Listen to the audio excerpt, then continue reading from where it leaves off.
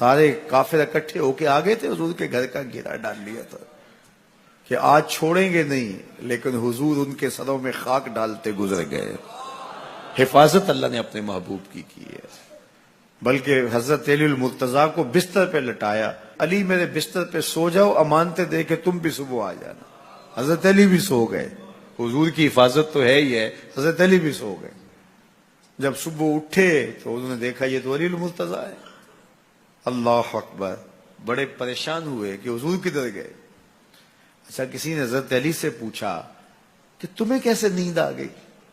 ننگی تلواریں لیے وہ گھر کے ارد گرد تھے اور آپ چادر اوڑے سوئے تھے حضور کے مغالطے میں، وہ آپ کو بھی تو نقصان پہنچا سکتے تھے۔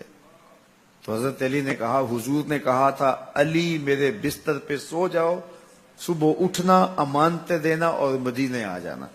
مجھے یقین تھا سوؤں گا بھی، صبح اٹھوں گا بھی، امانتیں بھی دوں گا، مدینے بھی پہنچوں گا، اس لیے کہ حضور نے فرمایا ہے۔ جب حضور نے فرما دیا ہے تو پھر ہو کے رہے گا۔ جب حضور ہجرت کرتے ہوئے جا رہے تھے نا، 100 سرخ اونٹ حضور کی گرفتاری کے لیے نام رکھا ہوا تھا۔ سراقہ بن مالک یہ حضور کو گرفتار کرنے کے لیے آگے بڑھا اور اس کی لالچ یہ تھی کہ اتنا بڑا انعام ہے، مجھے مل جائے گا، لیکن اس کی سواری گھٹنوں تک دنس جاتی ہے، معذرت کرتا ہے، پھر ارادہ بدلتا ہے، پھر یہی ہوتا ہے۔ تیسری مرتبہ بھی جب ایسا ہوا تو سمجھ گیا کہ یہ تو میرے بس کا روگ نہیں ہے۔ اب اسے پریشانی ہوئی کہ جو آج اس حالت کے اندر بھی اللہ کی اتنی تائید کے سائے تلے ہیں، تو کل جب یہ دوبارہ پلٹیں گے اور مکہ ان کے قبضے میں ہوگا تو پھر میرے ساتھ نہ جانے کیا سلوک ہوگا۔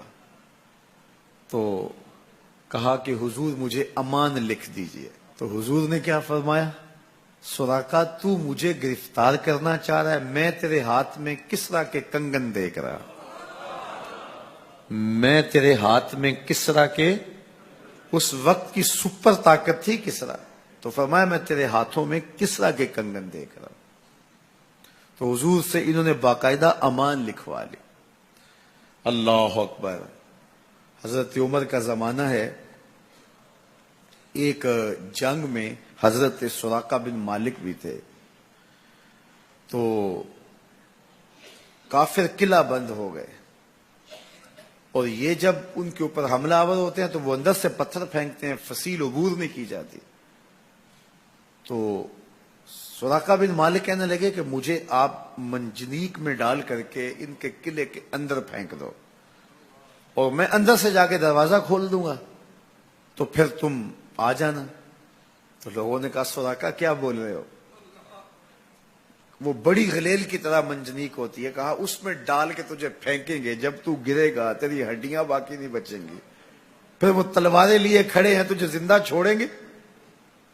تو حضرت سراقہ نے کہا مجھے کچھ نہیں ہوگا، اس لیے کہ حضور نے کہا تھا تیرے ہاتھوں میں کسرا کے کنگن دیکھ رہا ہوں، ابھی تک کنگن نہیں آئے، جب تک کنگن نہیں آتے موت آ ہی نہیں سکتی ہے۔ یہ یقین تھا ان کا، یہ اذعان تھا ان کا۔ تو حضور کی حفاظت اللہ نے اپنے ذمہ کرم پہ لی ہے۔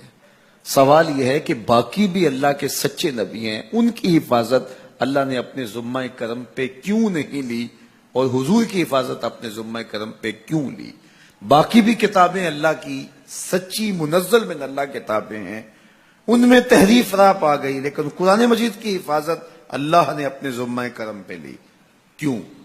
تو اس کا جواب یہ ہے کہ اگر کوئی نبی شہید ہو جاتا ہے تو نیا نبی آنے والا ہے، اس کی جگہ کو پر کر دے گا۔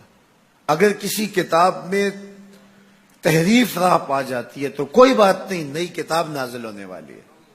حضور کی حفاظت اس لیے کی کہ اگر حضور بھی شہید کر دیے جاتے ہیں تو پھر حضور کے بعد تو کوئی نبی آنے والا نہیں ہے، اور کتاب اللہ کے اندر اگر تحریف کر دی جاتی ہے فَبِأَيِّ حَدِيثٍ بَعْدَهُ يُؤْمِنُونَ، تو قرآن کے بعد تو کوئی اور نسخہ نور نازل ہی نہیں ہونے والا، تو لوگ ہدایت، روشنی اور اجالا کہاں سے لیں گے؟ اس لیے اس کتاب کو بھی باقی رکھا گیا اور مصطفیٰ کی بھی حفاظت فرمائی گئی۔